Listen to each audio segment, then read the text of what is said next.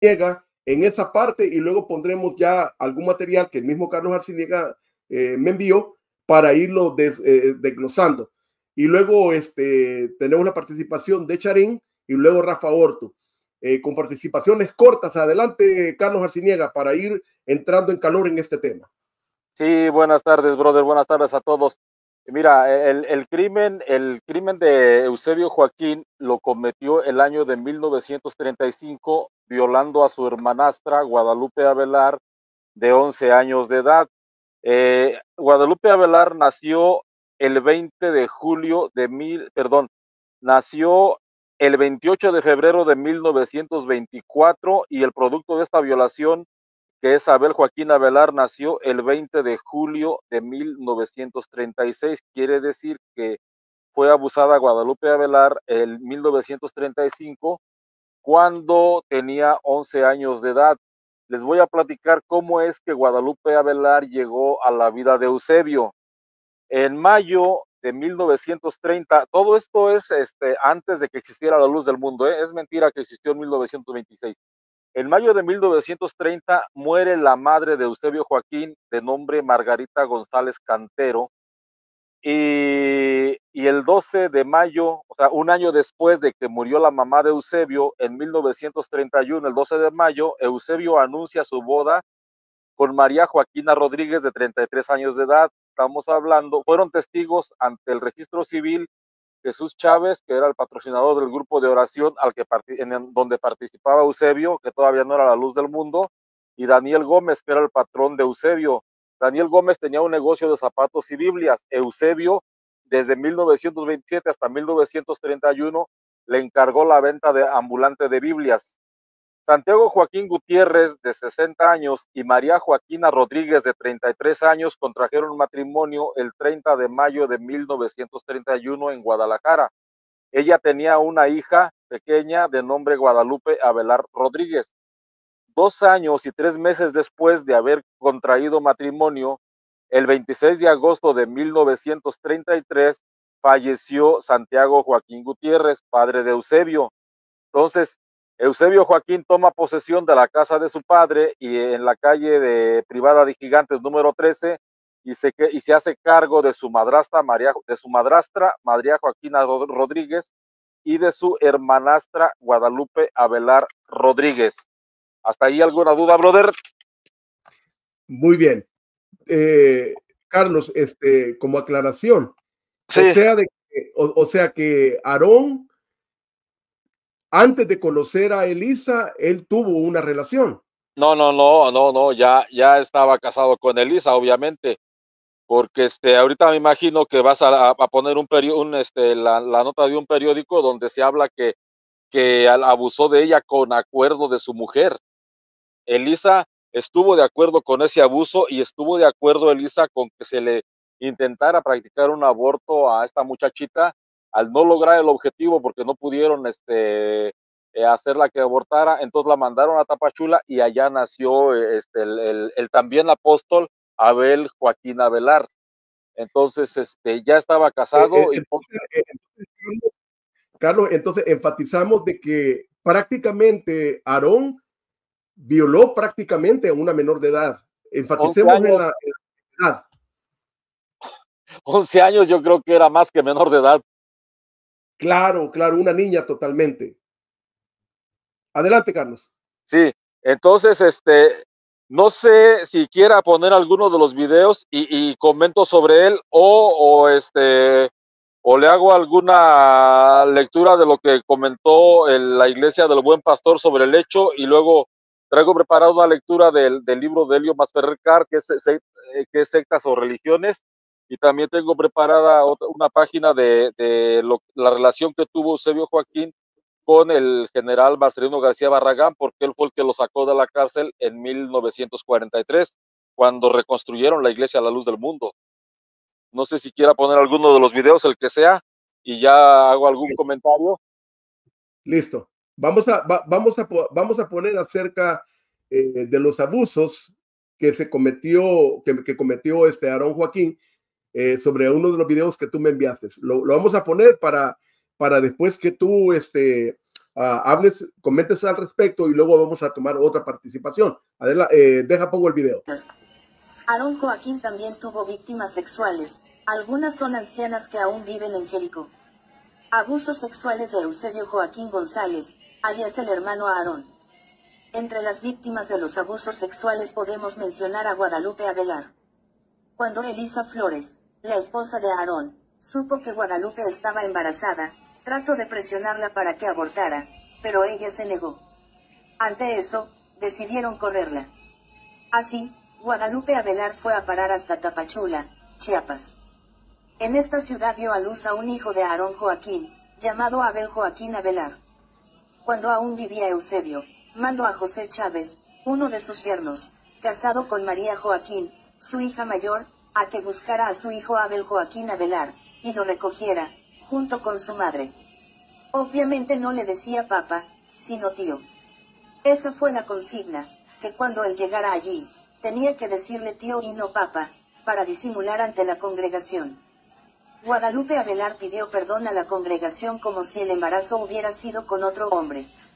Posteriormente Abel se casó y su papá le regaló una recámara, lo que provocó la envidia de sus medios hermanos, hijos de Elisa, entre ellos Samuel.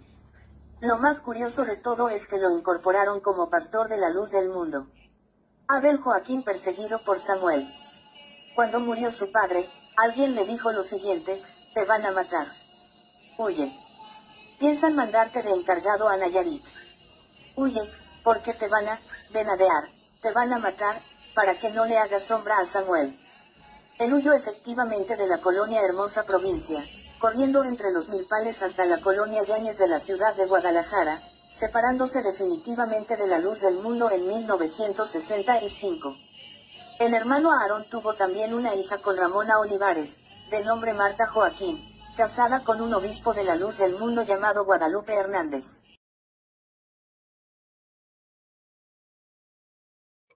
Bien. Carlos, aquí dice que obligaron a decirle tío a Abel Joaquín Avelar. Tenía prohibido decirle papá. Fíjense cómo desde ese entonces se venía como tratando de esconder el origen para encubrir un acto de violación, un acto de pecado ante la membresía. Sobre eso también vamos a hacer algunos comentarios.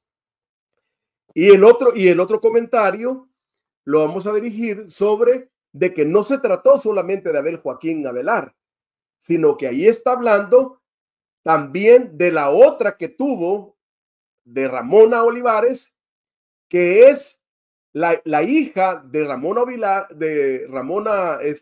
Olivares, es la esposa de José Guadalupe Hernández, a quien nosotros conocimos muy bien en el este de Los Ángeles. Y conocí también a Marta Joaquín. Un paréntesis ahí. Ellos, fíjense que yo conocí a un sobrino de Marta Joaquín, que le decíamos el charal. Él decía mi tía Marta. Y a nosotros también en la iglesia nos habían hecho creer que Marta era prima de Samuel. Así se decía, se encubría también esa otra falta, la misma práctica que lo que se hizo con Abel Joaquín Avelar. Ahora sí, Carlos, adelante. Sí, mira, voy a leer algo que escribió Helio Masferrer Can en su libro Sectas o Iglesias. Dice así: eso va como un preámbulo al otro video donde hay una persona que es la señora Libertad, donde da lectura a la hoja original del periódico que apareció el 26 de diciembre de 1942. Dice: en este ambiente tan poco evangélico, apareció el 26 de diciembre de 1942 otro escrito en el que se acusaba directamente al hermano Aarón de haber ultrajado a una joven entenada de su mismo padre, llamada Guadalupe Avelar. El periódico consigna que el líder se la había llevado desde los 13 años, ya vimos que no, tenía 11, ahí hay un pequeño error de Helio, a su casa para adoctrinarla. Pero además de esa meritoria labor, al parecer la inició en los caminos de la sexualidad. supuestamente con acuerdo de su mujer. El periódico no dice supuestamente, el periódico dice con acuerdo de su mujer. Ahorita que ponga el video, ahí lo vamos a ver. La mujer es Elisa Flores. Mas una vez que quedó embarazada, según el testimonio de la afectada, la mujer de Aarón le proporcionó ciertos bebedizos, pero no pudiendo conseguir el objetivo que se proponían y temeroso el pastor de las consecuencias del escándalo entre los feligreses, se llevó a Lupe hasta la población de Tapachula. Una vez que tuvo al hijo, Guadalupe volvió a Guadalajara. Su regreso provocó las amenazas de muerte de Aarón, por lo que la joven y su madre decidieron presentarse ante el procurador de justicia para levantar un acta. En marzo del año 1943, que fue el siguiente año, asumió el cargo de gobernador de Jalisco el general Marcelino García Barragán, al que Aarón, cuando solo se llamaba Eusebio Joaquín González, había servido en el ejército. Se dice que llegó a ser el encargado de dar el tiro de gracia en los fusilamientos. Y aquí viene una pregunta: ¿le sirvió la gobernatura de García Barragán al ungido, siervo y elegido de Dios para acallar las acusaciones en su contra? Es la pregunta. Luego dice, en ese año, el 18 de julio de 1943, Aarón recibió su cuarta y más oportuna revelación y decidió borrar su pasado al bautizarse a sí mismo, ya que descubrió que el anterior bautismo no había sido válido. Ahora voy a leer rapidísimo, para no perder tiempo, un extracto de un libro que se llama Los inicios de Aarón Joaquín, escrito por David de la Luz. Es un libro virtual. En 1943, Eusebio Joaquín González fue encarcelado con un expediente criminal de 54 páginas, con acusaciones tan graves como asesinato y violación de menores. Estando en los separos de la policía, uno de los comandantes reconoció a Eusebio Joaquín González como excompañero del recientemente electo gobernador de Jalisco, Marcelino García Barragán. Se ordenó destruir el expediente, liberar a Eusebio y fue invitado a comer con el gobernador. Literalmente, Eusebio recibió el poder, pero no divino, sino terrenal. Bajo el protectorado y carta blanca del gobernador, Eusebio Joaquín González restauró la Iglesia Cristiana Espiritual Evangélica de Guadalajara el 18 de julio de 1943 al bautizarse solito. Este fue su cuarto bautismo y pasó a formar parte del corporativismo del Partido Revolucionario Institucional, el PRI. Adelante, brother.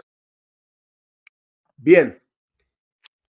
Fíjense cómo es la historia, cómo ellos fueron encubriendo y obviamente esta relación con este gobernador de apellido Barragán, de este ex militar, pues tenía también como una especie de amarre, primero recibir el beneficio de las hectáreas del terreno que le dio, y el otro también, lo que estaba narrando Carlos. Fíjense cómo es la luz del mundo desde un principio, le iba echando el ojo a hacer amarres de carácter político, porque ellos sabían de que estando la política, teniendo ellos apoyo de políticos, ellos podrían encubrir precisamente los delitos o los crímenes que se pudieran cometer o que se cometieron dentro de ahí. Entonces, estamos viendo ya parte de la historia, cómo nace esta secta, la luz del mundo. Contrario a toda la imagen que le siguen diciéndole a la iglesia y la imagen que nos formularon a nosotros en nuestra cabeza, diciendo de que el primero le decían el profeta o el ungido del Señor, el hermano Aarón. Lo prueban también los cantos cuando se le decía, el profeta que Dios ha enviado, nunca levantes contra él murmuración. Es decir, hay muchos cantos y le cambiaron todo eso. Después, posteriormente, fueron hablando ya acerca del apostolado. Imagínense ustedes cómo es el nacimiento de esta organización y de líder. La luz del mundo nace prácticamente sobre actos de abuso sexual. Y ahí está la prueba. Abel Joaquín Avelar ya no vive, pero está su nieto, Pablo Joaquín. Y la señora, la mamá de Pablo Joaquín, todavía aún vive. Fíjense que cómo es la luz del mundo. Claro, todas estas cosas acerca de lo que Carlos acaba de leer sobre este libro de David de la Luz, todo este tipo de información se la han venido ocultando a la iglesia. Y aquí hay dos delitos principales que se cometieron. Una que es la violación, y la otra también es utilizar la herramienta de la coerción de la iglesia, haciéndole creer a la iglesia una imagen mesiánica de estos líderes para manipular y extraerle, que este era el objetivo principal, a la membresía, tanto que le gustaba a Aarón Joaquín que le celebraran su cumpleaños, y por eso nació la celebración de la Santa Cena los días 14. Por ahí viene la cosa. Ahora vamos a poner vamos a tomar un comentario de Charín Guzmán y de Rafa, y luego ponemos el otro video, Carlos. Adelante, Charín. ¿Qué tal, brother? ¿Cómo están? Nuevamente los saludo a todos y a la audiencia que cada momento está creciendo más. Aquí hay un tema importante, como lo comentaba Carlos, que es el tema de quién le ayuda a Aarón Joaquín, a Eusebio Joaquín, un exmilitar, una persona que conforme a la historia de no muy buenos antecedentes, prácticamente un asesino, porque este mismo personaje, fuera de estar en la milicia, posteriormente se convierte en secretario de la Defensa Nacional, y en 1968, si no me equivoco, existe un atentado contra los estudiantes un 2 de octubre, y quien ordena el atentado contra estos estudiantes en la Ciudad de México, en Tlatelolco, es este mismo personaje llamado Marcelino García Barragán, y que hoy en la actualidad, y es de prestar atención, se repite la historia con el nieto. El nieto, en la anterior administración de la Ciudad de México, es el secretario de Seguridad Ciudadana, y hoy en la nueva administración que existe, que va a entrar en vigor el primero del próximo mes, pues se convierte en el secretario de Seguridad Pública. Entonces vemos que las conexiones políticas de la luz del mundo, del pasado al presente, continúan. Pero más allá, como comenta Carlos, dentro de este margen de la historia, escuchamos cómo fue tan fácil para Eusebio atentar contra su propia hermanastra. No solamente fue un acto que es penado dentro de la religión, que es el adulterio, fue un adulterio, fue una violación a una menor, a una niña, y fue un incesto. Es una familia en la cual se practica comúnmente el incesto desde el fundador de este culto. Porque fuera de todo eso, pueden decir no era su hermana consanguínea, pero en realidad había un lazo familiar. Donde hoy, o en ese entonces, pues tuvieron el valor de alzar su voz y de cierta manera encontrar justicia, pero esta persona logra, por sus contactos que tenía, vamos a llamarlo así, por la suerte que tuvo, salir de estar preso y posteriormente pues estar en libertad y continuar haciendo lo que hizo por tantos años.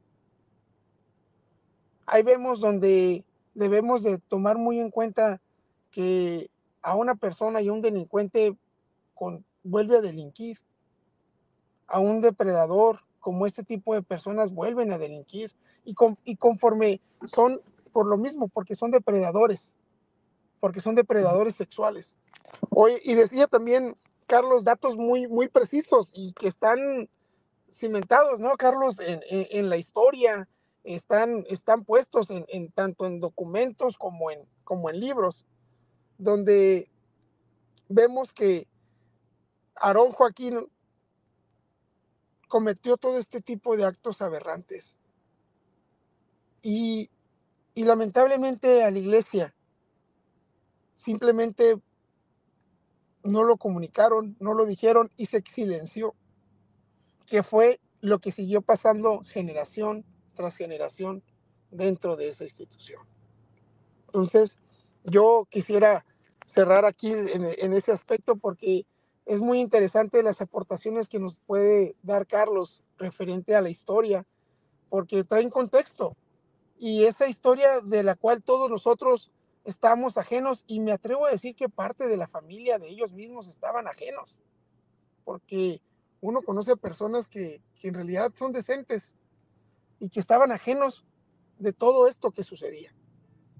Entonces, creo que aquí le paro un poquito, si gusta, le sigo escuchando, seguimos participando, pero sin duda, síguenos ilustrando, Carlos, porque estos datos, estos datos son bien importantes como cultura general para todos nosotros los que salimos de este culto y que en realidad pues nunca fuimos informados, nunca, lo único, yo en mi edad, y yo sé que igual aunque haya personas adultas, yo tengo 40 años, pues lo único que escuchábamos era ese escándalo que nos obligaron a silenciar en el 97, pero estos antecedentes pues hasta que te sales y hasta ahorita que se está alzando la voz, se dan a conocer, en los cuales pues hasta existen documentos y periódicos, ¿no? Que lo pueden demostrar.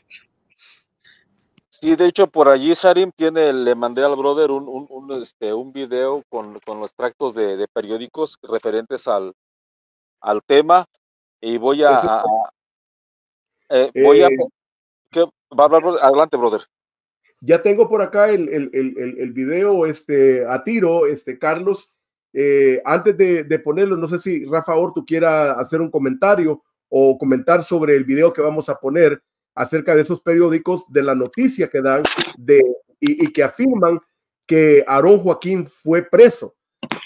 Rafa Ortu, ¿algún comentario? Sí, brother, quiero comentarles a nuestros queridos, a nuestro querido auditorio, es de que esta gente que se siente faraón, se siente que están en Egipto, que pueden hacer lo que le dé la gana, tanto con su sangre, con sus propios familiares, como los que tienen a su alrededor. Y ese linaje, como le dicen ustedes, en realidad es una porquería que viene desde este señor Aarón, que desde el principio fue una mentira lo que hizo, y la mentira se ha ido cultivando, y esa mentira pues es la que nos lleva hasta la actualidad a tener a esta persona preso en Chino, California. Entonces, la mentira da este tipo de productos, y esto es lo que exponemos nosotros. Adelante, brother. Bien, excelente. Entonces vamos a poner ya este video sobre esos cortes de periódico que salieron y donde afirma y asegura de que Aarón Joaquín o Eusebio Joaquín González estuvo preso. Veamos este video. Porque como lo dije el día de ayer, aunque su hermano, como nuestro hermano Aarón, pisara la cárcel, eso no nos detendría. Yo ahí en la cárcel predicaría y tú aquí afuera seguirías predicando.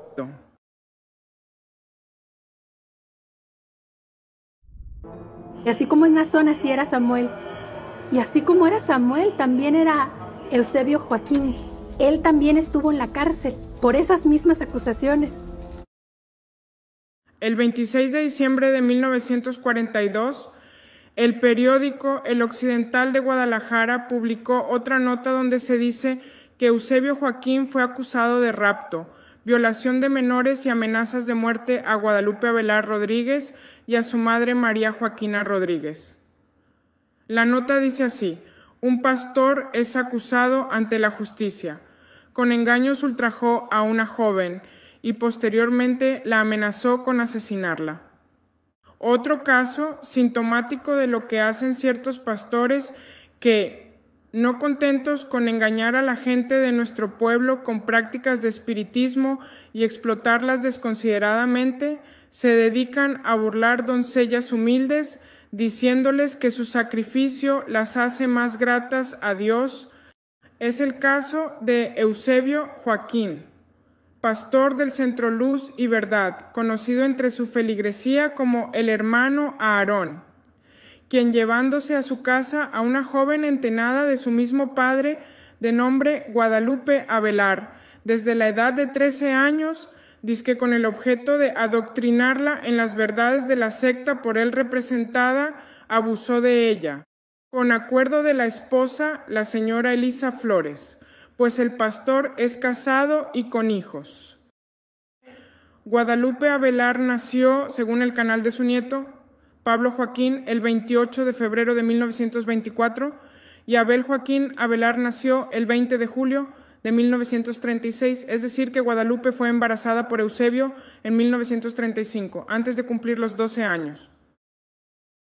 Lupe nos contó que la mujer del pastor, de acuerdo con él, le daba ciertos bebedizos, pero no pudiendo conseguir el objeto que se proponían y temeroso el pastor de las consecuencias del escándalo entre sus feligreses, se llevó a Lupe hasta la población de Tapachula, donde la secta cuenta con un hospital, dejando a la muchacha abandonada en esa lejana región de la patria, donde nació un niño fruto del ultraje del pastor. Hace como 6 meses la joven Avelar logró regresar a Guadalajara. El pastor quiso todavía ultrajarla. Ella quería vivir al lado de su madre de nombre María Rodríguez, pero el pastor la amenazó con causarle la muerte donde la encontrara, pues él sabría dar con ella aunque se fuera a cualquier parte, dadas las fuerzas psíquicas que dice tener.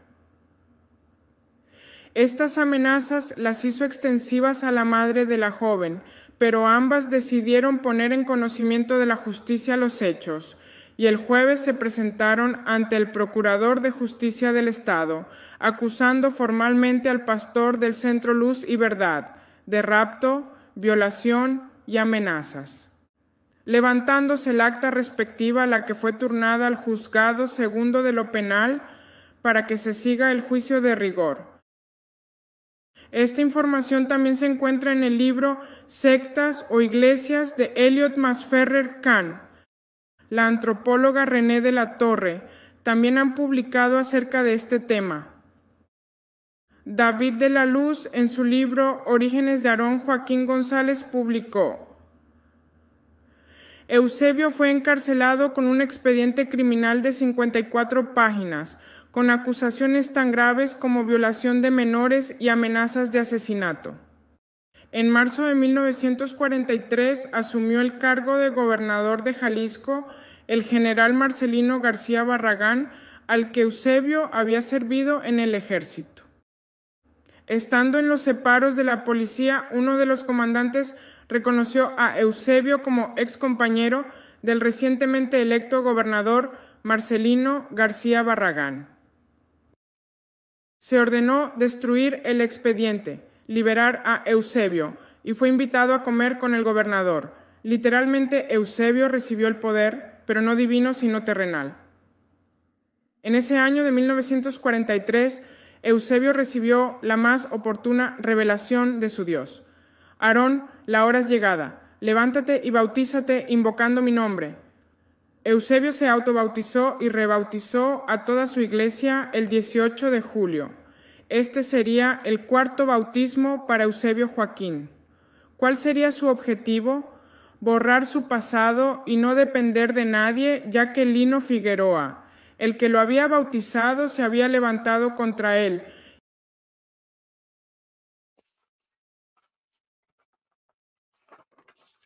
Bien.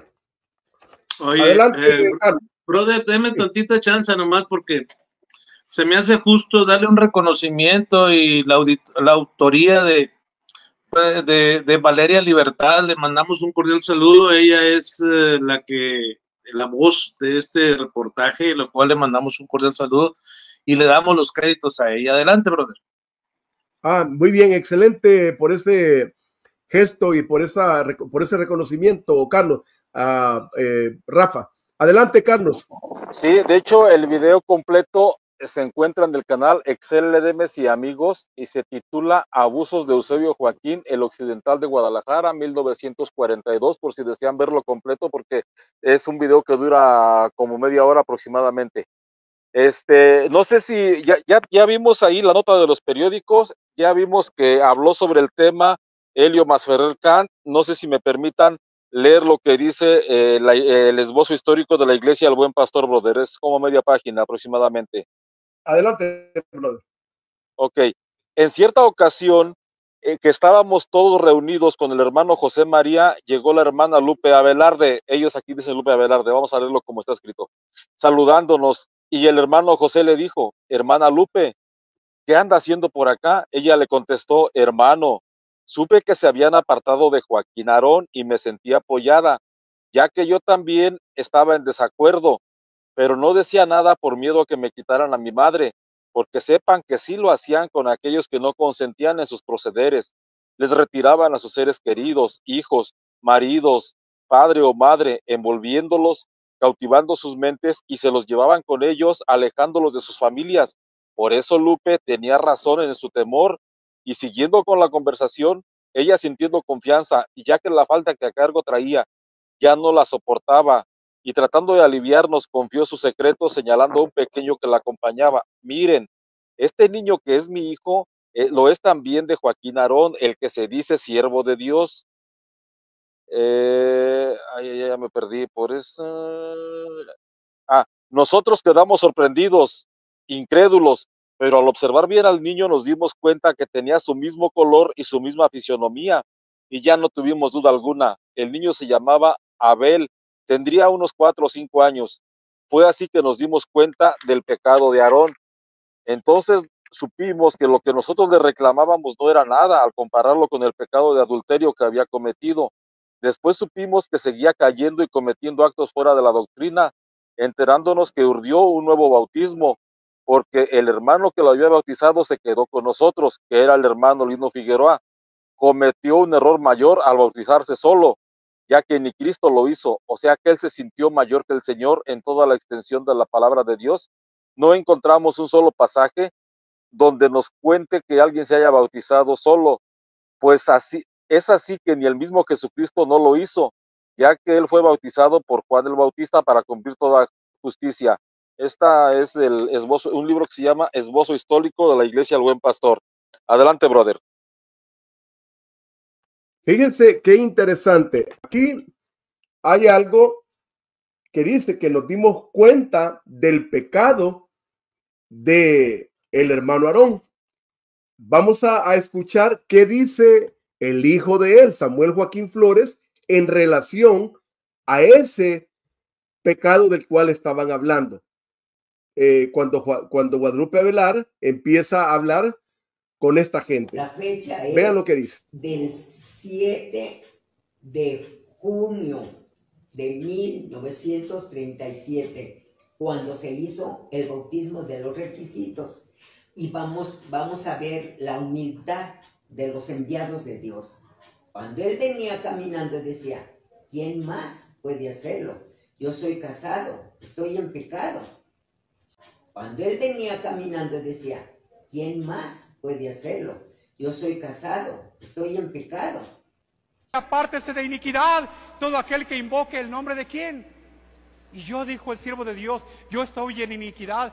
Regresando del siervo de Dios a Guadalajara y comunicando a todos los hermanos en su humildad, en la sencillez que él tenía, pues él no se sintió digno, hermanos, de solucionar ese problema, diciendo los voy a bautizar, como le dijo aquel Irineo, hermanos, a él, los voy a bautizar otra vez en el nombre de Jesucristo, porque ya estaban bautizados ellos por él, en el nombre de Jesucristo, sino que él dijo, mi bautismo no es el bautismo correcto.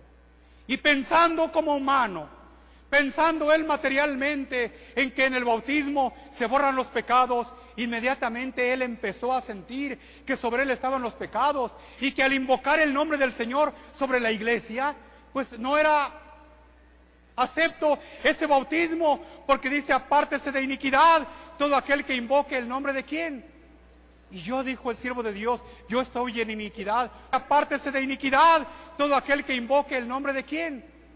Y yo, dijo el siervo de Dios, yo estoy en iniquidad.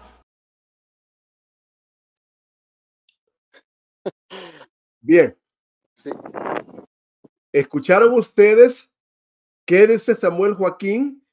Apártese de iniquidad todo aquel que invoque el nombre del Señor Jesús. Allí, en esa parte está afirmando este pseudoapóstol de la luz del mundo que efectivamente Aarón Joaquín estuvo preso, y lo que acaba de leer Carlos Arciniega, pues eso confirma, porque también contrasta con lo que dice Andrea Coronado. O sea, debido a que Aarón Joaquín se sentía culpable de pecado, fue que se autobautizó. Y bien dice Carlos Arciniega que en realidad Jesús, pero ni el mismo Señor Jesucristo se autobautizó. Tuvo que venir Juan el Bautista para que se cumpliera toda justicia. Vean ustedes cómo esto sale a la luz toda esta falsedad sobre la que ha sido creada esta secta mal llamada la luz del mundo. También tenemos a Franco en el escenario. Vamos a darle oportunidad para que salude. Y luego, sí. Brother, si me permite nada más para no perder un poquito la ilación de eso. Sí, adelante. Y retomemos lo que dijo Nazón el 7 de mayo del 2019, que usted lo acaba de poner. Le dice a la gente cuando está en su fiesta, le dice, y si su hermano cayera preso igual que el hermano Aarón, Nazón sabía que su abuelo lo había hecho y sabía el motivo por el cual había estado preso. Pero no obstante con eso, brother, Nazón Joaquín ya para esa fecha, él ya sabía que existía una denuncia en su contra en California. Porque conocemos a las personas que fueron a decirle a Nazón que ya lo habían denunciado.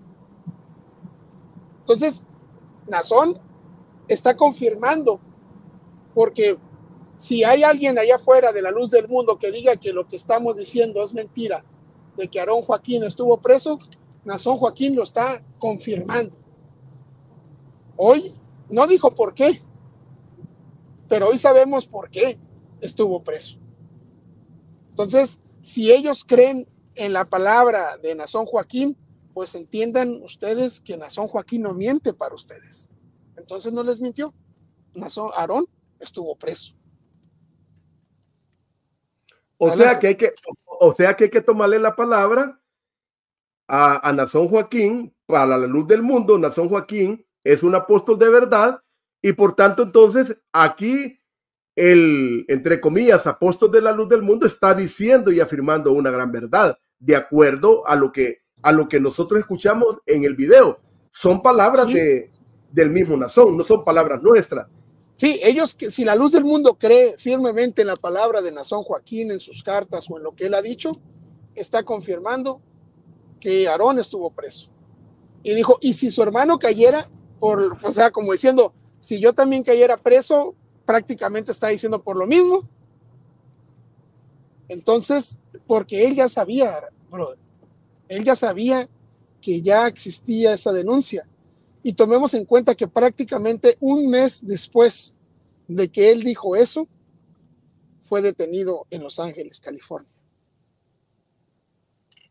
O sea, cómo las cosas van encajando, ¿no? Cómo las cosas van cayendo por su propio peso. Imagínense ustedes, un mes, dice, nos afirma aquí Charín, antes de que cayera preso, o sea que Nazón ya sabía. Y inclusive él mismo está diciendo que si él cayera preso, también él haría lo mismo. Ahora, aquí surgió una otra pregunta. ¿A cuántos ha convertido Nazón Joaquín en la cárcel? Para que cumpla, es decir, lo que había hablado antes, ¿no? Si él ha predicado y ha convertido gente, imagínense la voz de un apóstol que es tan poderosa. Los apóstoles de la antiguos de las Sagradas Escrituras, hasta con la sombra hacían milagros, curaban enfermos. Y este apóstol no fue capaz ni tan siquiera, que tuvo que pagar a un abogado que cuesta millones de dólares para poder librarse de la cárcel, y ni aún así, ni Dios ni el abogado lo libraron de la cárcel. ¿Cómo está eso? A ver, adelante, Carlos Arciniega, y luego le damos oportunidad a Franco, que ya llegó también, para que comente al respecto. Adelante, Carlos. Sí, retomando el tema de lo que hablaba Andrea Coronado y Samuel Joaquín, recordemos que Eusebio Joaquín, cuando cometió el abuso contra su hermanastra, que fue en 1935, todavía no existía la luz del mundo. La luz del mundo inicia, si un día le envió el video completo de Samuel Joaquín, él mismo allí afirma que la luz del mundo inicia con el bautismo de Lino Figueroa. Entonces, cuando Eusebio comete este abuso, era pastor de la Yese. Eusebio Joaquín usó a la iglesia como escudo, a la iglesia que él ministraba, que era la sección de Guadalajara, la usó como escudo para cubrir su pecado. Eusebio viola a su hermanastra en 1935, y entonces, después de que le entra el miedo, empieza a torcer la doctrina, llega Francisco Borrego y se viene la separación de la Yese en 1936. Por eso después Eusebio, él decía que andaba en pecado, y que solamente alguien que no tuviera pecado, que no tuviera esposa, que no tuviera relaciones sexuales, podía ser digno de bautizar.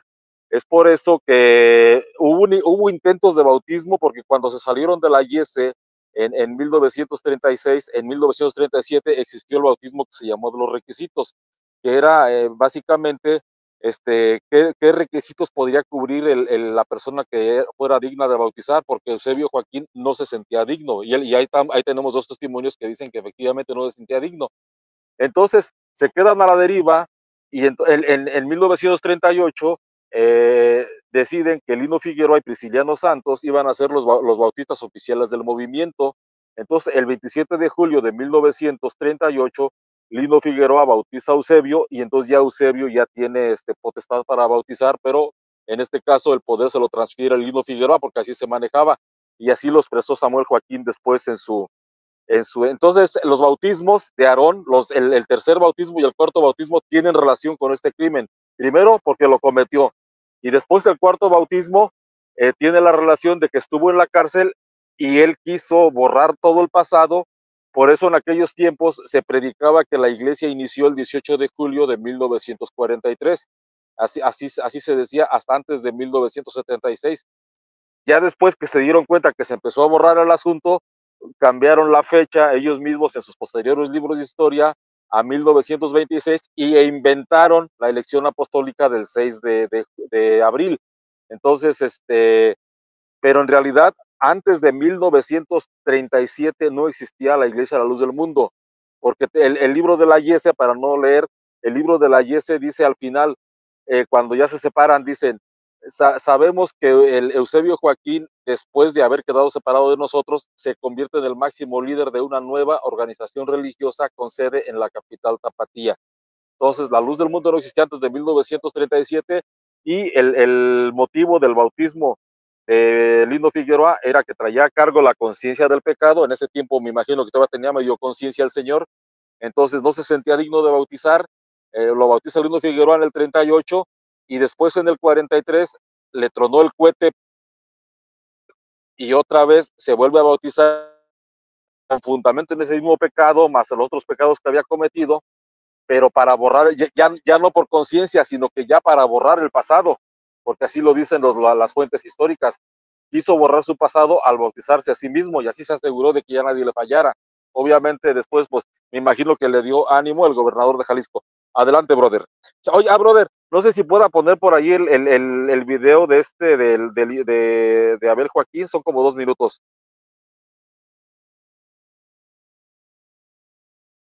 Adelante. La paz.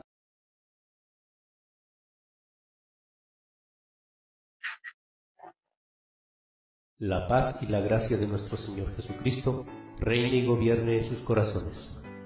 Nuestro hermano Abel Joaquín Avelar nació en Tapachula, Chiapas, el 20 de junio de 1936, perteneciente a una pequeña familia integrada por el que fuera fundador de la Iglesia La Luz del Mundo, su padre el apóstol Aarón Joaquín González, su madre Guadalupe Avelar González, originaria de Nochistlán, Zacatecas, quien a su vez nació el 28 de febrero de 1924, convertida al Evangelio en la ciudad de Guadalajara, Jalisco.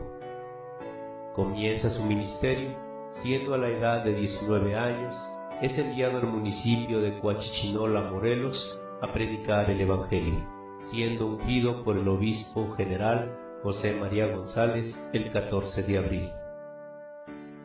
Entonces es llamado el día 15 de septiembre del año 1958 por el apóstol Aarón Joaquín González, enviando a uno de los servidores de Dios, de nombre José Chávez, al domicilio donde vivía entonces el apóstol de Jesucristo, Abel Joaquín Avelar, siendo su domicilio en la calle Catoche número 38, Delegación Gustavo A. Madero, Distrito Federal. En el año 1959 cambia de domicilio en calle Jericó, esquina Pablo Valdés, Colonia La Hermosa, provincia, Guadalajara, Jalisco, siendo obediente al llamado por el hermano Aarón Joaquín, en donde se somete a su preparación ministerial. Pasado de 5 años de preparación, el 9 de junio de 1964, es llamado por Dios en revelación con estas palabras: no temas, estaré contigo todos los días de tu vida hasta el fin de ella. Y le dijo también: a ti te he dado, comienza a trabajar y levántate con esta autoridad, pues ya se te había anunciado por mi mensajero delante de muchos testigos. Sí notaron que el apóstol Abel Joaquín Avelar fue llamado al apostolado el día que murió Aarón Joaquín González, el 9 de junio de 1964. Adelante, brother. Correcto. Carlos, vamos a tomar una participación de Franco, que ya está en el panel, para que salido de la audiencia haga un pequeño comentario y luego te damos el espacio, porque también entiendo que tienes compromisos pendientes de labores, ¿no? Sí, brother, como quiera, aquí sigo escuchando, no hay problema. Adelante. Ah, excelente. Bueno, adelante, Franco. Hola, buenas noches, brother. Buenas noches a toda la audiencia, a usted especialmente, brother, por su trabajo incansable que está haciendo por sacar toda esta verdad. A Rafa Orto, que está ahí, a Carlos Archiniega, que no lo conozco, a Sharim, un saludote. Entré un poquito tarde, brother, porque yo todavía sigo trabajando. Aquí estoy en el trabajo todavía, hay algunas personas. Solo voy a saludarlos y decirles que tenemos aquí dos contextos distintos, una historia mal contada, otra tal vez correcta, que es la que tiene datos más exactos y todos los datos concuerdan. Pero aquí lo más importante que nosotros hemos entendido que cuando nosotros éramos parte, o al menos lo hablo por mí mismo, cuando era parte de la secta, yo tenía cierto conocimiento, era voz populi, era algo que acá tras no sé cómo se dice, tras bambalinas se escuchaba, pero algo que era desmentido automáticamente. Y cositas así que nosotros estábamos familiarizados mucho de nosotros y todo lo callaban, todo era mentira. Pero ya estando acá afuera, uno lee ya otro tipo de historias, no el libro mal escrito, que tiene La Luz del Mundo, es su historia. Por cierto, yo lo tengo, o no lo he tirado, creo que lo tengo en algún lugar. Tiré Biblias y tiré himnarios, pero creo que ese libro no lo he encontrado para echarlo a la basura. Bueno, en fin, un saludo a todos, los sigo escuchando, es un tema muy interesante, algo que nosotros que estamos afuera lo entendemos. Yo los voy a escuchar, brother, porque yo todavía tengo gente aquí. Pero voy a estar aquí, voy a estar escuchando, voy a estar con ustedes a lo mejor todo el programa. Solo denme la oportunidad de terminar lo que estoy haciendo. Gracias. Sí, excelente, Franco. Toma tu tiempo ahí, que al cabo todavía. Saludos, que Saludos, todavía tenemos ahí buen material que exponer acerca, porque apenas estamos arrancando, estamos hablando sobre Aarón. Tenemos que hablar sobre Samuel y luego de Nazón. Pero bien, bienvenido Franco, y quédate por ahí.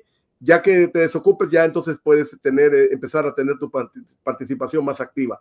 Claro, lo haré con más libertad porque tenemos aquí más a gente, algunas llamadas todavía y así es esto, brother, disculpe, pero lo voy a escuchar. No, tranquilo, Franco. Quédate por ahí escuchándonos y bueno, ya cuando ya nos avisas cuando ya estés desocupado para poder ir participando. Vamos a entonces Carlos Arciniega y luego Charín y luego Rafa Orto. Adelante, mire, Carlos. Voy a cerrar mi participación, brother, con el origen de dónde aprendió Eusebio todo esto, porque Eusebio tuvo dos maestros, dos padres en la fe que se llamaban Saulo de Israel y Silas, y ya todos conocen esa historia, y los que no la conozcan, para no ser más extensivo esto, busquen la historia de Saulo y Silas, que ya por él la he platicado en otros canales, la he leído completa, y hay otras fuentes que han leído también esta historia. Solamente quiero leer el tema de estas perversiones, porque todo lo que Eusebio practicó después de que se separó de la Yese fue la doctrina de Saulo y Silas. Los sueños, las revelaciones y el vivir en comunidad también era una costumbre que implantaron Saulo y Silas, pero el tema es de aquí, dice así: aunque Saulo predicaba una vida de santidad en los creyentes, no era así en la práctica para su propia vida. Sus actividades pecaminosas, como eran el adulterio y la fornicación, comenzaron a hacer decaer la imagen del predicador. Se conoce de fuente fiel que Saulo tenía la costumbre de hacer saber a los esposos que por designio de Dios sus mujeres deberían de cohabitar con él, lo que lograba sin resistencia alguna. El último de los casos fue de la siguiente manera: una mujer que era viuda tenía dos hijos jóvenes llamados Isaías y Febe. Esta mujer recibió la noticia que debería dormir con Saulo porque así le había sido revelado por Dios a Saulo, a lo que ella accedió. Pero al poco tiempo Saulo dijo a Isaías que también Febe debería hacer lo mismo, o sea, la hija de la señora, ante lo cual el joven, el otro hijo de la señora, lleno de enojo, arremetió contra él en presencia de todos los que vivían en el galerón, mas no pudiendo darle golpes, sí le gritó a Saulo palabras fuertes. Este acontecimiento provocó el principio de la desbandada del grupo. Las cabezas del grupo vieron con tristeza cómo se iban alejando todos, y al quedar solos Saulo, Marta, Noemí y Silas, se desesperaban ante tal situación, al grado de que Silas, enfermando de tristeza, murió, ocurriendo lo mismo con Marta, aquella sufrida esposa de Saulo y sierva de Noemí. Sabemos por informes que quienes siguieron teniendo correspondencia con estos personajes, que al cabo de un tiempo Saulo se mudó junto con Noemí a Monterrey. También murió Saulo, dice aquí, o sea que Silas, enfermando de tristeza, murió, pero después dice: también murió Saulo por causa de una penosa y dolorosa enfermedad a fines de 1935. Nada más hasta ahí quiero leer. Que murió, o sea, el segundo que murió, dice la historia de la Yese y otras iglesias contemporáneas de la época, otros libros de historia contemporáneos de esa época, dicen que no dan fecha de cuándo murió Silas, pero fue el primero que murió, y el segundo que murió fue Saulo, a fines de 1935. ¿A quién le vamos a creer? ¿A la historia de la luz del mundo, que dice que Eusebio Joaquín fue a Monterrey y se los encontró viejos y cansados, y que le dijeron, y que ellos le confirmaron que sí estaba bautizado en la Trinidad? ¿O a la historia de otras iglesias que dicen que ellos ya no existían, ya tenían 3 años de muertos en 1938? Adelante, brother, con esto cierro mi participación, y por aquí como quiera sigo a la escucha, y si tengo oportunidad y hay alguna duda, por ahí me meto como quiera. Tengo aquí el enlace, brother. Adelante. Perfecto, Carlos. Te agradezco entonces. Claro, por supuesto que sí, tenemos suficiente material. Si puedes seguir participando también para seguir desglosando el tema, porque nos hace falta todavía abordar la parte de Samuel y la parte también de Nazón. Bien, adelante, Charín. Adelante, Charín. Adelante, brother, ¿cómo está? Mire, es que importante es conocer nuestra historia, ¿no? Dice que todo aquel que no conoce su historia está condenado a repetirla. Y hoy esta información que se está llevando. Yo sé que hay muchas personas que pueden decir, ya lo sabíamos, ya lo tenemos, pero aquí hay datos, que son datos muy importantes porque traen fechas, traen antecedente con todos los videos. Hoy sí podemos decir, estamos informándole a las personas, tanto miembros como exmiembros, de esta situación. Hacía una pregunta a Carlos que no le alcancé a captar bien, ahorita antes de despedirse. No sé si usted la alcanzó a captar, brother, para poderla contestar. Sí, él decía, Carlos decía, ¿a quién entonces le creemos? ¿Le creemos lo que dicen en otras iglesias o le creímos a la versión que tiene la Luz del Mundo en relación acerca de que ya estos tipos, los maestros, que son Saulo y Silas, que ya habían ellos inclusive para esa fecha muerto? Sí, pues a final de cuentas, Eusebio es un desertor. Y el que deserta y traiciona una vez, traiciona dos veces, o deserta dos veces. Entonces él al irse, porque entendemos que él vio, brother, que podía tener el poder. Era un hombre ambicioso, sin duda, y que vio que había un control, porque a final de cuentas no podemos decir que no estaban ajenos a lo que también pasaba ahí. Porque la historia también dice que estas personas, Saulo y Silas, pues realizaban ciertas acciones similares a las de Eusebio, ¿no? Y de ahí aprendió. Pero hay algo en lo que es muy real, bro. Hubo una denuncia de una niña de 12 años con su madre, estuvo preso y de esa denuncia de abuso y de violación hay un producto de un niño y una descendencia.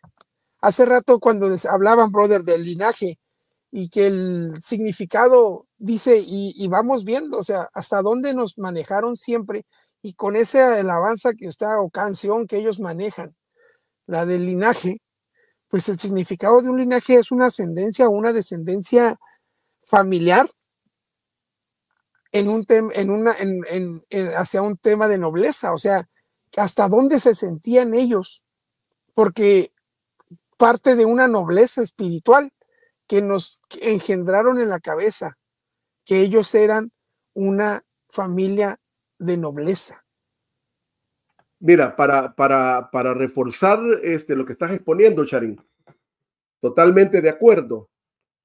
Mira, insertaron en la iglesia esa parte de lo de la nobleza. ¿Por qué?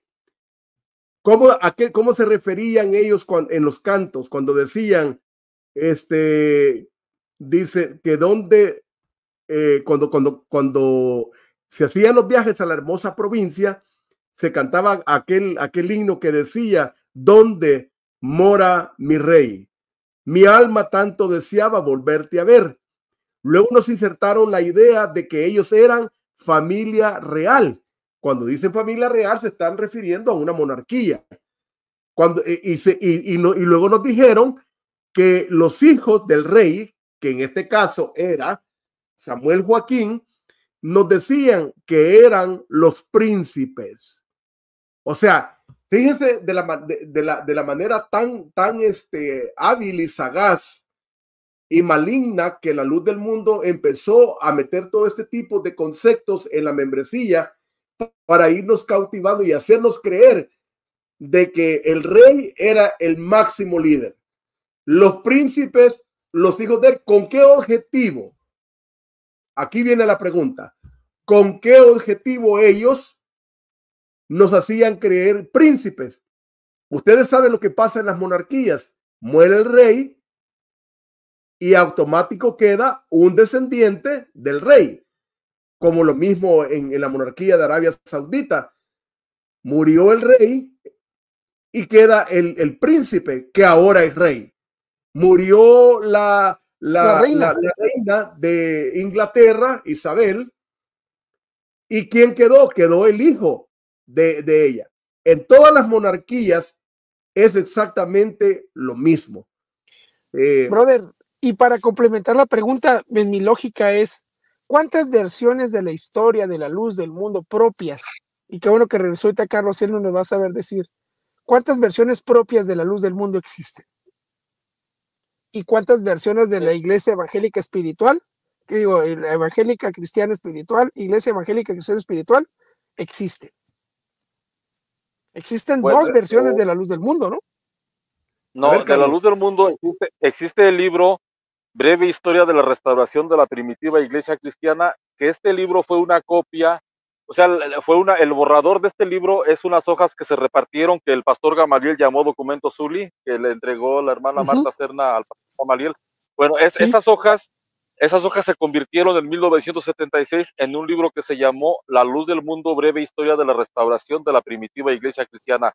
Y en ese libro dice que la iglesia, la restauración, inicia el 18 de julio de 1943. Después viene el libro que Vida y Obra de Aarón Joaquín, creo, de René Rentería, en 1997 más o menos, y el actual libro, que es Los Hechos del Apóstol Aarón Joaquín. No es que hayan sido diferentes autores porque ellos lo quieren manejar, no, que es que cada autor, son libros oficiales, porque no me dejarán mentir ustedes que cada que se editaba la historia, cada que salía un nuevo libro, mandaban recoger todos los demás libros. Entonces, cada libro ha sido libro de historia oficial. Lo que han hecho con la historia es poco a poco irse deslindando de Saulo y Silas y de la Yese, porque en el primer libro, en las hojas de Zuli, en las hojas que se repartieron, decía, cuando Dios le habló a Aarón, la hora es llegada de la restauración de la primitiva iglesia cristiana espiritual, levántate y bautízate invocando mi nombre. Y en el libro de historia, que es La Luz del Mundo, Breve Historia de la Restauración de la Primitiva Iglesia Cristiana, dice, la hora es llegada de la primitiva Iglesia de Cristo, levántate, lava tus pecados y bautízate invocando mi nombre. Entonces, le van cambiando, o sea, a cada libro lo van editando y le van cambiando. O sea que de La Luz del Mundo hay 3 versiones. Exacto, sí, pero y de la IS, aunque sea la misma, de la IS aunque sea la misma, son 3 versiones. De la IS nada más hay una, ¿no? Y de la IS nada más hay una. Ok, nada más hay una. Eso es a lo que iba. ¿Cómo le vas a creer a una historia contada 3 veces diferente a una sola historia contada una sola vez? Es que Sharim, lo que han hecho los historiadores de la Luz del Mundo es tratar de quitar el ombligo que hay entre la Luz del Mundo y la IS. ¿Por qué? Porque de la otra manera aparece que Chevo es una apóstata de la IS. Así es así, no es restaurador, no es sino un vil apóstata. Por eso lo comentaba. Perdón, nomás. Por eso lo comentaba. ¿A quién le vas a creer más? ¿A una historia contada 3 veces diferente o a una historia que siempre ha sido la misma? Para los creyentes de la Biblia, si te dicen que en una Biblia, la misma Biblia está diferente 3 veces a una sola Biblia que está contada una sola vez, ¿a cuál Biblia te vas a pegar? Entonces, en este caso, es exactamente lo mismo. Yo, en una percepción personal, dejando a un lado el antecedente de saber y comprobar que la luz del mundo es una vil mentira, yo le creo más a la versión de la IS, porque es solamente una. Y recordemos que una mentira contada 3, 4, 5 mil o 1000 veces se convierte en una verdad y en ellos se la están convirtiendo. Y por último, quisiera platicarles que hace ya largo tiempo, todavía Xochitl y yo no nos casábamos. Una de sus encomiendas que Nazón tenía para Xochitl era crear la película. Y querían hacer una película de Aarón Joaquín. Y Xochitl, parte de su tarea y de su investigación era con quién hablo. Y Nazón palomeaba con quién iba a hablar y con quién no iba a hablar. Y había ciertos ministros con los cuales ella no tenía que hablar de la historia. Y eran esos ministros antiguos. Entonces ahí venía una cuarta versión.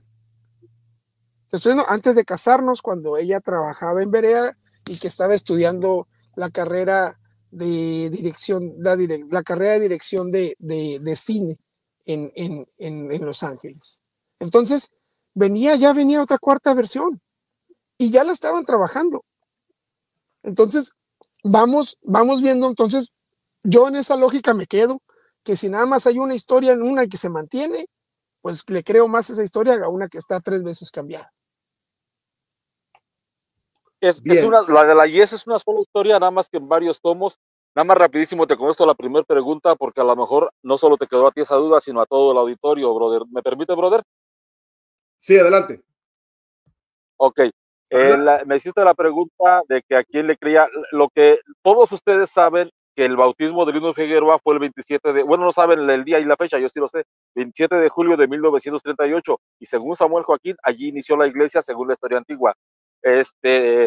Bueno, la pregunta, tu duda es que todos saben que Eusebio Joaquín en 1938 dicen que viajó a Monterrey y que allá en Monterrey se encontró una señora de una iglesia bautista, la cual le dijo a Aarón que él estaba bautizado en el nombre de la Trinidad, porque Saulo y Silas en secreto bautizaban en el nombre del Padre, del Hijo y del Espíritu Santo, lo cual es mentira.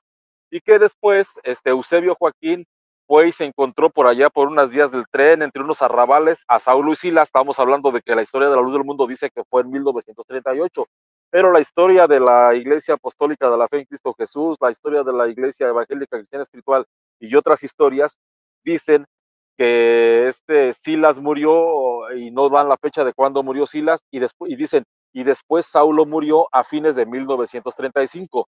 Entonces, si en 1935 los chamagosos ya no estaban, ¿cómo Eusebio los entrevistó en 1938 para que le dijeran que estaba bautizado en el nombre de la Trinidad?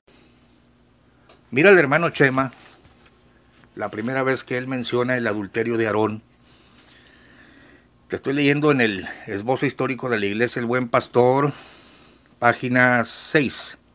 Por algún tiempo el hermano Aarón estuvo en comunión con la Iglesia Cristiana Espiritual, pues en algunas ocasiones llegó a concurrir a las convenciones que celebraba dicha iglesia en Torreón, Coahuila, y en el año de 1937 fue visitado por el hermano Francisco Borrego y otro hermano de apellido Botello, en su carácter de supervisor de la obra, pues ellos deseaban conocer el estado de la iglesia, referente a la doctrina y disciplina establecida en la misma.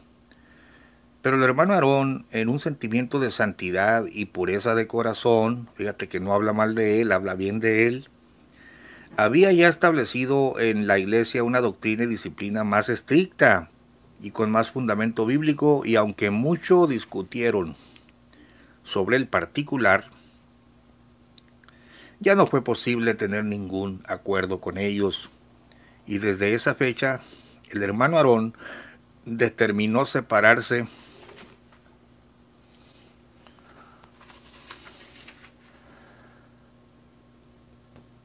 de la Iglesia Cristiana Espiritual.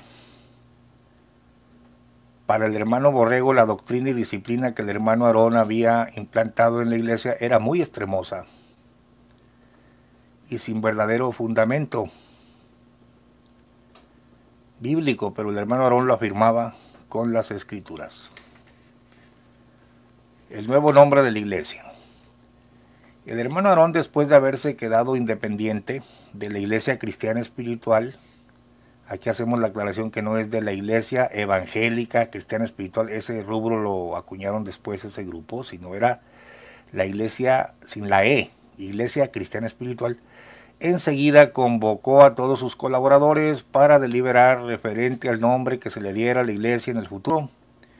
Y después de presentar sus ponencias, llegaron al acuerdo que la iglesia llevara el mismo nombre que ostentaba antes de la separación, es decir, Iglesia Cristiana Espiritual, y que solo se le agregara un nuevo título para diferenciarla, la luz del mundo. Ve y di listo a don Temayor para que le dé, para que se le suelte el estómago, ¿no? El suscrito fue un colaborador como obrero de Dios en la iglesia La Luz del Mundo desde el año 1936. Y en el año 1938, en el mes de mayo, fui presentado por toda la iglesia en oración y ayuno, y con la imposición de manos del presbiterio se me entregó la facultad de ejercer el ministerio del pastorado y se me responsabilizó de la iglesia matriz de ese movimiento por el lapso de 3 años. Escucha esto. Y soy testigo que el hermano Aarón era un hombre de Dios. También David era un hombre de Dios, ¿no? Abnegado en su ministerio. Mucho enseñó con la palabra de Dios y su ejemplo. La belleza de la santidad, la humildad y la austeridad cristiana. Siendo un obrero de Dios que no tenía de qué avergonzarse. Y muchas congregaciones fueron organizadas por la instrumentalidad de él y sus coadjuntores en diferentes partes del país. Página 7, vamos a la 8. Mira, ahí está el hermano Aarón, la señorita con la que se metió y el hijo. Mira cómo se parecen. Esto está tremendo, ¿eh? Fíjate, página 8. Pero como dijera el profeta Jeremías en Lamentaciones 4:1 y verso 20, cómo se ha oscurecido el oro, cómo el buen oro se ha demudado, el resuello de nuestras narices, el ungido de Jehová, de quien habíamos dicho a su sombra tendremos vida entre las gentes, fue preso en sus hoyos. Hay que entender que se referían al rey, no se referían a un apóstol, pero bueno, esta gente tomaba textos que no correspondían al apostolado. Dice, pues el que fuera nuestro hermano Aarón, después de haber vivido una vida de santidad y en la austeridad cristiana, dejó todas esas virtudes e hizo un naufragio en la fe, experimentando una caída fatal de la gracia de nuestro Dios. Pues en una forma escandalosa, quebrantó el mandamiento divino de nuestro Dios, no adulterarás. Éxodo 20:14. Ese es uno.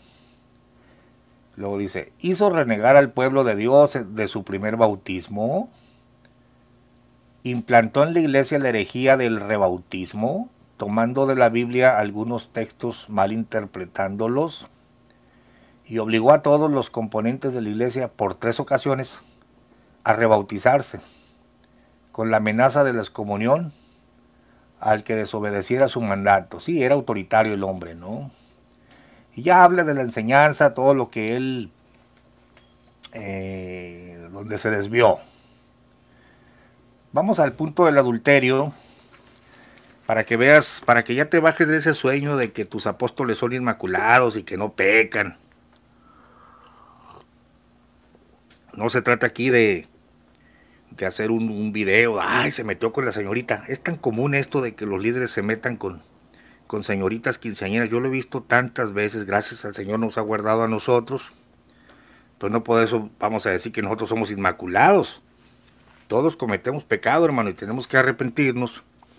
Pero ya cuando te metes con una señorita, una mujer que no es la tuya, evidentemente ya tienes un problema más grave y tienes que confesarlo y apartarte, no nada más apartarte como el gato que hace su gracia y le echa tierra, ya está todo solucionado, que al cabo la iglesia nunca se va a dar cuenta. Se van a dar cuenta por medio de estos videos, por medio de documentos, pero lo peor de todo es que no hubo sanidad para el hermano Aarón.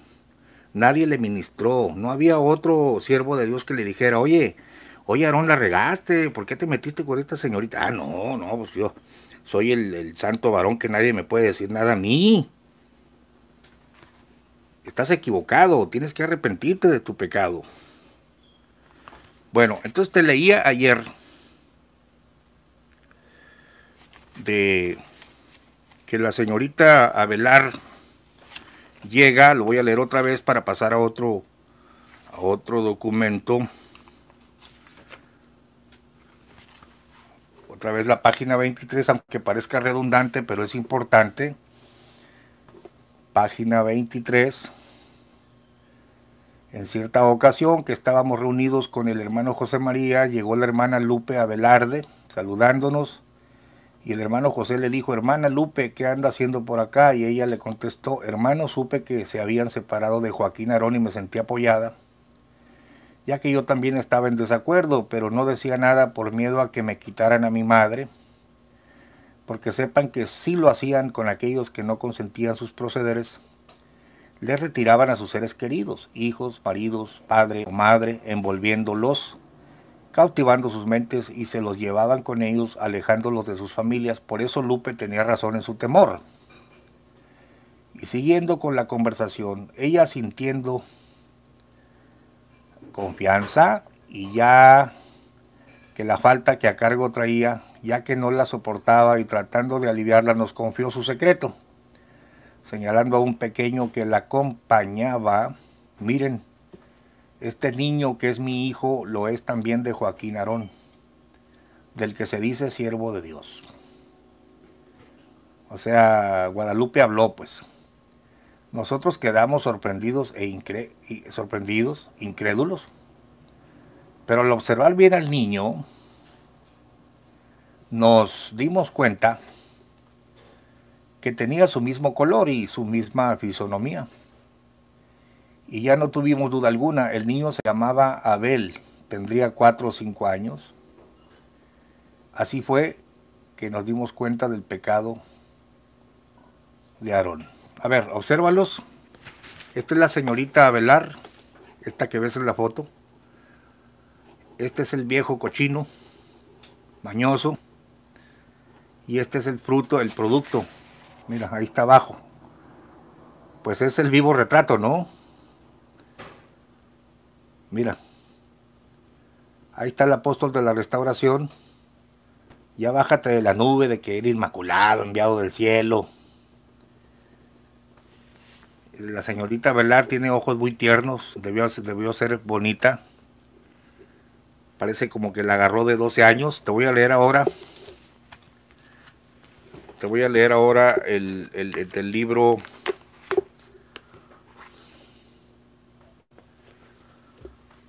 Sectas o Iglesias, Viejos o Nuevos Movimientos Religiosos,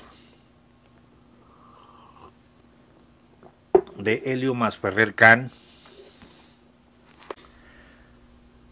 Dice, después de la publicación del libro, De la Torre recuperó unos recortes de prensa que ahondan en la ruptura que ocurrió en noviembre de 1942 y que generosamente me proporcionó.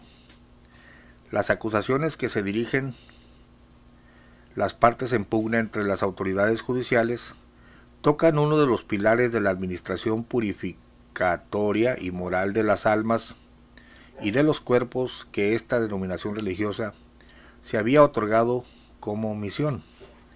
En la nota sin firma aparece el siguiente texto. Unos dicen que los que actualmente tienen en posesión el templo La Luz del Mundo cometen inmoralidades con las jovencitas de la secta, mientras que los inculpados en esta forma dicen que sus enemigos los han boicoteado, que han violado las leyes de su religión usando corbatas, concurriendo a los bailes, ingiriendo bebidas embriagantes y profesando la poligamia. Esta cita es del periódico El Occidental de Guadalajara, 20 de noviembre de 1942. Tan sencillo como ir a la hemeroteca, ¿no? He aquí un caso de incongruencia flagrante entre el decir y el hacer proporcionado por los propios militantes de la Iglesia, a punto de escindirse por tercera vez, es decir, dividirse. La nota periodística alude al hecho de que el conflicto tendría que ver con una clara pugna por el liderazgo. Asimismo, añade que las autoridades exhortaron a las partes a dejar a un lado sus ambiciones personales o se les clausuraría el templo, como ya se había hecho hacía poco tiempo, para evitar que siguieran riñendo. Todo esto está en El Occidental de Guadalajara. Esto fue publicado en ese periódico, ¿no? Una nota del 24 del mismo mes, firmado por S.S. Silva, abunda en este punto. Vale señalar que el periodista interpreta lo ocurrido y hasta toma partido por los que estarían en contra de Aarón. A este último se le acusa, junto con sus pastores, de querer obligar a los fieles a pagar 5 pesos mensuales para el automóvil del director de la secta. Tremendo. Explotador desde el principio, ¿no? El hombre. Prometer no usar corbata, no concurrir a bailes, y a las madres, a repudiar a los hijos si estos han sido arrojados de la secta. Esto es importante. Fíjate otro dato que está tremendo, hablando del ostracismo contra la familia. Libro Sectas y Religiones. Si lo puedes comprar, cómpralo. De Helio Masferrer Can. Editorial Plaza Valdés. Página 289. 5 pesos mensuales para el automóvil del director de la secta, o sea, para Aarón. Prometer no usar corbata, no concurrir a bailes. Y a las madres se les obligaba, fíjense, a repudiar a los hijos si estos han sido arrojados de la secta, o a los hijos a maldecir a sus madres si éstas han desobedecido ¿a quién? A los dirigentes. Sí, pues si no creo en la elección, eres basura, eres gangrena, eres hijo del diablo, eres un tumor, eres una víbora. Increíble, ¿no? Estos son los amargos frutos de un claro cisma. El reportero agrega que 10 templos se han separado en diferentes partes de la República, está hablando de la iglesia del Buen Pastor, a raíz de los acontecimientos mencionados. Una nota posterior del 30 del mismo mes alude al conflicto en la colonia La Nueva Luz, pues una de sus partes se resistía a salirse de la colonia, y aseguran sus miembros que por esa razón han recibido amenazas de muerte. Bueno, pues aquí ya es la carne en toda su expresión. Esto no es el evangelio, hermanos, esto es una secta perniciosa peleando los derechos en un gueto. ¿Quién te manda a meterte a un gueto tipo nazi para entrar en una represión? No, Señor te libre de esas cosas, ¿no? En este ambiente tan poco evangélico, es lo que estoy diciendo, esto no tiene nada que ver con el evangelio, apareció el 26 de diciembre otro escrito en el que se acusaba directamente al hermano Aarón de haber ultrajado a una joven, entenada de su mismo padre, es decir, su papá se la prestó a Aarón, más o menos tendría 12 años la niña, llamada Guadalupe Avelar. Esta que ven en la foto, déjenme ver a ver si podemos acercarla. Mire, de mirada tierna. Ella fue Guadalupe Avelar. Se la encargaron a este viejo cochino que está aquí, el hermano Aarón. Está medio negro, no sé si lo alcances a ver. Y se metió con ella y engendró a este que está aquí abajo. Mira, el vivo retrato. Que después se dijo el mismo apóstol, el adulterio. ¿Se parecen? Por eso dijo Chema cuando lo vimos al niño, ¿no? Pues igualito, ¿no?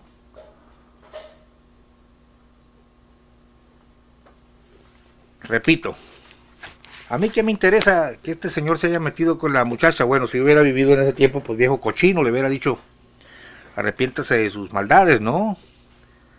De su alevosía. Pero ahorita me interesa que la gente de la luz del mundo entienda que no son inmaculados, no son semidioses, no son tus salvadores, son hombres comunes y corrientes que han encubierto sus pecados, pero que al final de cuentas están siendo expuestos por el dedo de Dios, por la mano de Dios, porque lo que hiciste en oculto será dicho desde los terrados, dijo el Señor. Bueno, sigo leyendo.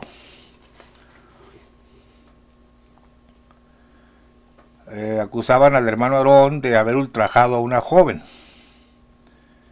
llamada Guadalupe Avelar. El periódico consigna que el líder se la había llevado desde los 13 años, perdón, no eran 12 sino 13 años, a su casa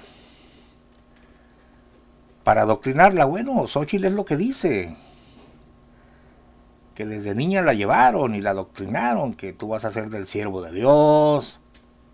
Esto desde el 42, hombre. Aquí no estamos hablando de algo que se inventó Xóchitl. Por eso es tan importante, hermanos, conocer la verdad, porque la verdad te liberta. Te tienen engañado ahí con un sueño de una familia semidivina, ¿no? El periódico consigna que el líder se la había llevado desde los 13 años a su casa para adoctrinarla, entre comillas, miren. Pero que además de esa meritoria labor, al parecer, la inició en los caminos de la sexualidad, supuestamente con acuerdo de su mujer. ¡Caramba! Mas una vez que quedó embarazada, según el testimonio de la afectada, la mujer de Aarón le proporcionó ciertos bebedizos. Oiga, hermano, qué pena, que quedó registrado en la historia de la luz del mundo, aunque ellos han tratado de tapar todo esto, que hicieron, la trataron de hacer que abortara. Estamos hablando de aquí del asesinato de un niño, ¿no? Dice, pero no pudiendo conseguir el objeto que se proponían, y temeroso el pastor de las consecuencias del escándalo. Es lo mismo que hizo el rey David, aquí no estamos hablando de algo fuera de lo común. Temeroso del escándalo, temeroso el pastor de las consecuencias del escándalo entre los feligreses, se llevó a Lupe hasta la población de Tapachula. Aquí tenemos la nota 15. Esto está consignado en el periódico Occidental de Guadalajara, 26 de diciembre de 1942. Una vez que tuvo al hijo, Guadalupe volvió a Guadalajara. Su regreso provocó las amenazas de muerte de Aarón, por lo que la joven y su madre decidieron presentarse ante el Procurador de Justicia del Estado a levantar un acta. En marzo del año siguiente asumió el cargo de gobernador de Jalisco el general Marcelino García Barragán, al que Aarón, cuando solo se llamaba Eusebio Joaquín González, había servido en el ejército, según el texto de Ibarra, ¿no? También según el texto de ellos. También según el documento de Zuli se dice que llegó a ser el encargado de dar el tiro de gracia a los fusilamientos. Era una especie de verdugo, ¿no? Le sirvió la gubernatura de García Barragán al ungido, siervo y elegido de Dios para acallar las acusaciones en su contra. En ese año de 1943, Aarón recibió su cuarta y más oportuna revelación y decidió borrar su pasado al bautizarse a sí mismo, que ese es otro tema importante, ¿no? Ya que descubrió que el anterior bautismo no había sido válido. Bueno, ahí tenemos a este señor que se metió con esta señorita cuando tenía 13 años. Chema dice que ella les dijo que cuando era niño, a los 4 o 5 años, lo vieron. Se parece bastante. Claro, pues mire. Bueno, terminamos el video. ¿Qué estoy haciendo yo en este video?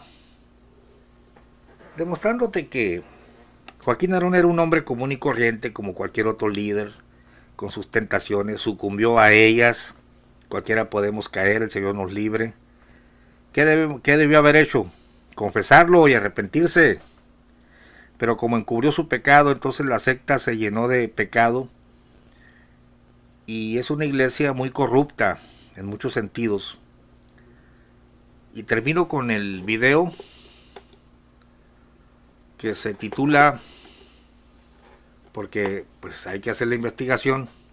El objetivo es que quede claro que Aarón Joaquín González cometió adulterio, no es un ángel, no es un semidios, no es un inmaculado. Inmaculado solo Jesucristo. Ya bájate de la nube de que esta familia es sin pecado y que ellos te van a salvar. Bueno, aquí tenemos un video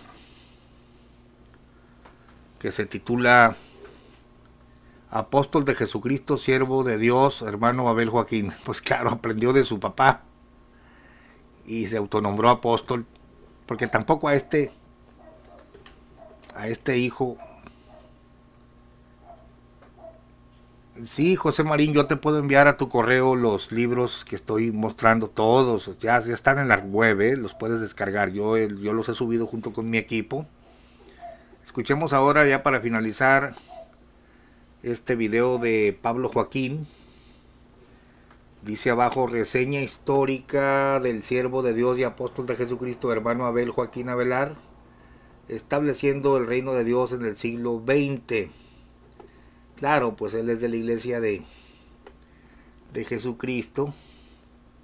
Te voy a dejar el link del video. Pero mira, un testimonio ahora del movimiento que fundó este hijo de Aarón. A ver el audio, ahí te va. Y finalizamos. Ah, me dejas el correo, José Marín. Déjame el correo en tu...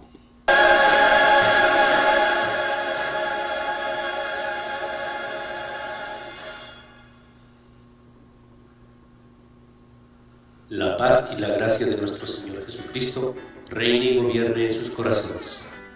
Nuestro hermano Abel Joaquín Avelar nació en Tapachula, Chiapas, el 20 de junio de 1936, perteneciente a una pequeña familia integrada por el que fuera fundador de la iglesia La Luz del Mundo, su padre el apóstol Aarón Joaquín González, su madre Guadalupe Avelar González, originaria de Nochistlán, Zacatecas, quien a su vez nació el 28 de febrero de 1924, convertida al Evangelio en la ciudad de Guadalajara, Jalisco. Comienza su ministerio, siendo a la edad de 19 años, es enviado al municipio de Coachichinola, Morelos, a predicar el Evangelio, siendo ungido por el obispo general José María González el 14 de abril.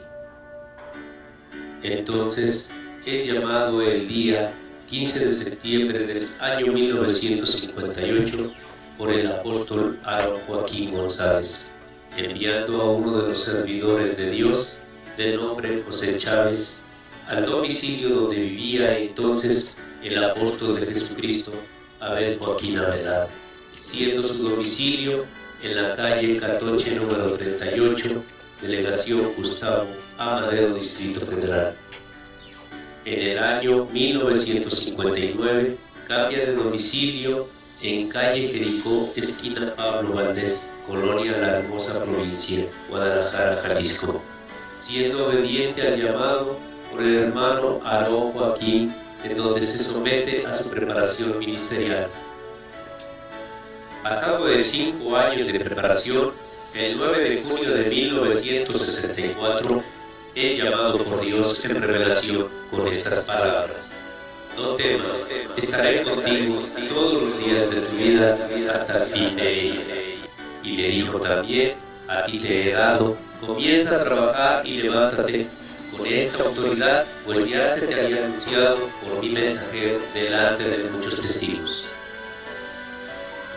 En el mes de marzo de 1993, en el interior del recinto de la Secretaría de Gobernación, me entregaron el registro oficial que nos identifica como Iglesia de Jesucristo.